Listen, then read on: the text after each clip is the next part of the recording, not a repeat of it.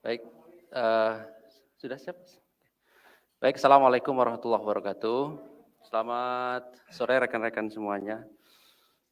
Terima kasih telah hadir pada sore hari ini. Sebagaimana tadi kami sudah sampaikan ya, hari ini eee, kami rencana akan menyampaikan perkembangan perkara. Ada 3 perkara ya, dan sore hari ini karena nanti mengingat waktu, kita satu dulu terkait dengan eee dugaan korupsi di Perum Jasa Tirta 2 tahun 2017.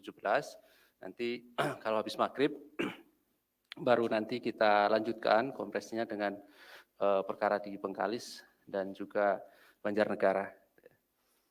Eh, Sore hari ini kami akan menyampaikan lebih dahulu terkait dengan penahanan tersangka dugaan tindak pidana korupsi pengadaan pekerjaan jasa konsultasi di Perum Jasa Tirta 2 tahun 2017. Hadir sore hari ini Pak Deputi, Pak Karyoto yang nanti akan menyampaikan perkembangan dari perkara dimaksud, dan setelahnya nanti seperti biasa kami persilahkan rekan-rekan untuk bertanya lebih lanjut terkait dengan perkara ini. Mudah-mudahan nanti sebelum azan maghrib kita sudah bisa selesai dan nanti dilanjutkan setelah maghrib untuk konfres perkara yang lain.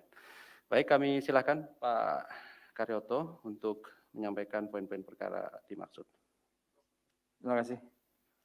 Assalamualaikum warahmatullahi wabarakatuh. Selamat sore menjelang petang. Rekan-rekan media semua, mudah-mudahan sore ini kita dalam keadaan sehat. Saya akan bacakan tentang pointers penahanan tersangka terkait dugaan tindak pidana korupsi pengadaan pekerjaan jasa konsultasi di Perum Jasa Tirta 2 tahun 2017. Hari ini kami akan menyampaikan informasi terkait penahanan tersangka dalam dugaan tindak pidana korupsi terkait pengadaan pekerjaan jasa konsultasi di Perum Tirta 2 tahun 2017. KPK sebelumnya sudah menetapkan 2 tersangka sebagai berikut. A. Joko Saputro, Direktur Utama Perum Jasa Tirta 2, perkaranya telah diputus dan berkekuatan hukum yang tetap. Yang kedua, Dr. A.Y. swasta, atas perbuatan tersangka disangkakan melanggar pasal 2 ayat 1 atau pasal 3 Undang-Undang Nomor 31 Tahun 1999 tentang pemberantasan tindak pidana korupsi sebagaimana telah diubah dengan Undang-Undang Nomor 20 Tahun 2001 tentang perubahan atas Undang-Undang Nomor 31 Tahun 1999 tentang pemberantasan tindak pidana korupsi. Junto pasal 55 ayat 1 ke 1 KUH pidana. Untuk kepentingan proses penyidikan, tim penyidik melakukan upaya paksa penahanan tersangka AY selama 20 hari.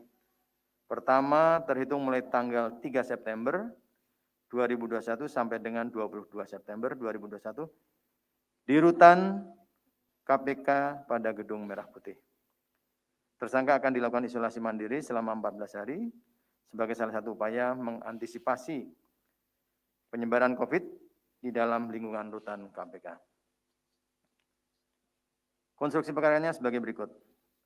Pada tahun 2016, Joko Saputro sebagai Direktur Utama Perum Jasa Tirta 2, DS diduga memerintahkan melakukan relokasi anggaran dan revisi anggaran dengan mengalokasikan tambahan anggaran pada pekerjaan pengembangan SDM dan strategi korporat dari nilai awal 2,8 miliar menjadi 9,55 miliar.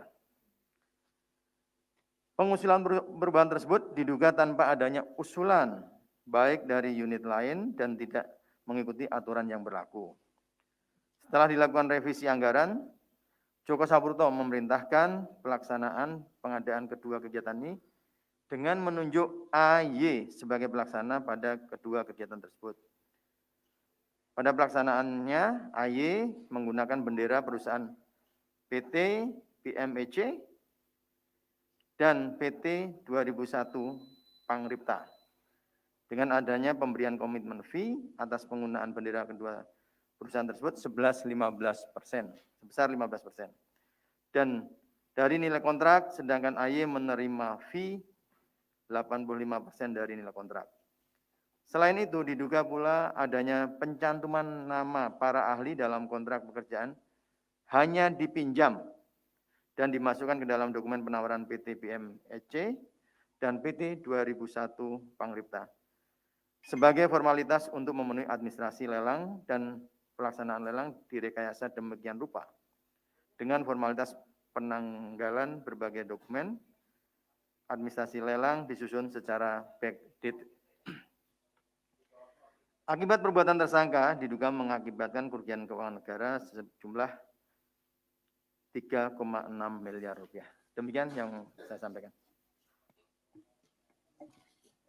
Baik, terima kasih Pak Deputi yang telah membacakan poin-poin dimaksud. Kami silahkan, ada yang bertanya lebih lanjut terkait dengan perkara ini? Ada? Ya, 1, 2. 2 ya.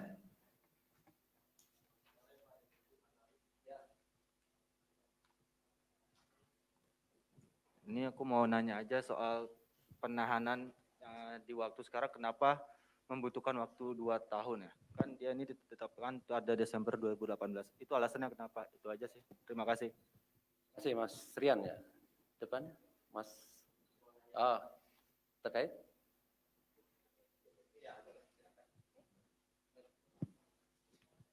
Pak Deputi mau tanya soal total keseluruhan pekerjaannya berapa Pak? Kan perubahan anggarannya kan dimintanya kan 9,55 miliar. Nah, total keseluruhannya berapa? Terus komitmen fee-nya sebesar 15% itu angkanya berapa Pak? Tadi nggak disebutin ya. Itu aja sih Pak. Oke, 2 dulu ya. Terakhir ada? Kalau nggak ada 2 dulu ya. Baik, silakan Pak.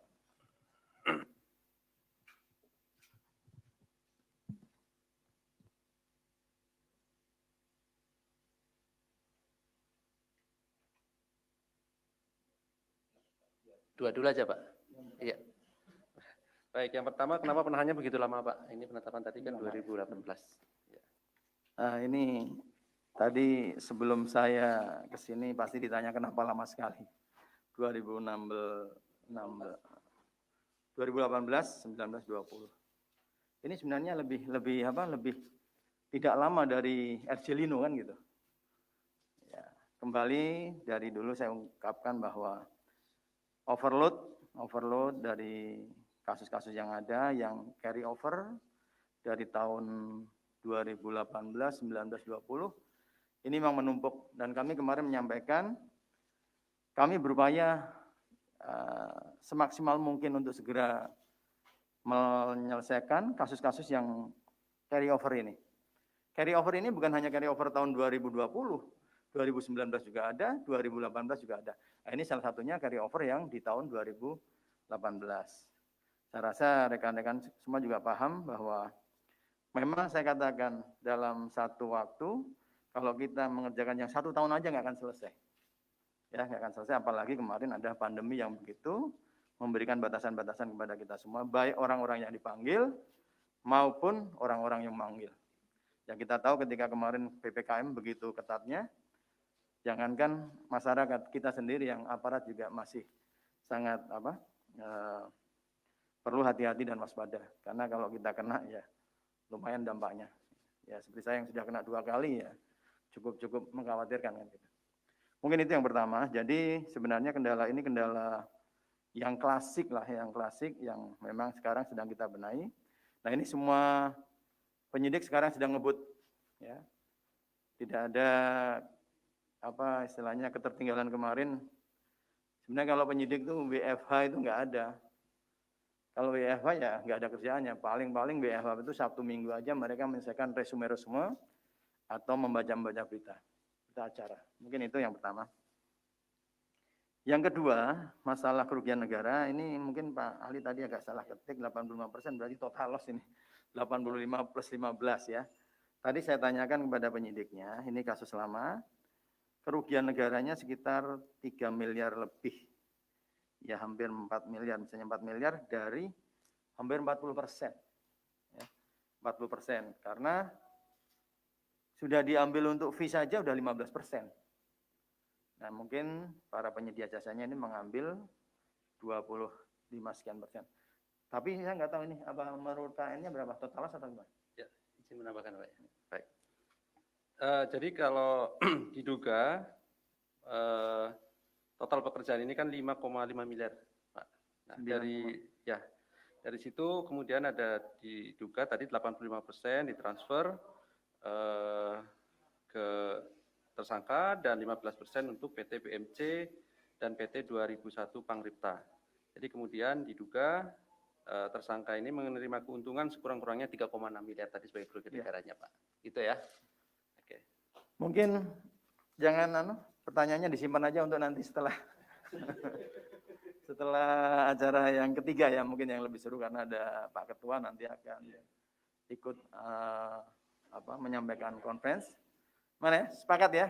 Disimpan dulu pertanyaannya. Jangan sekarang. Terima kasih.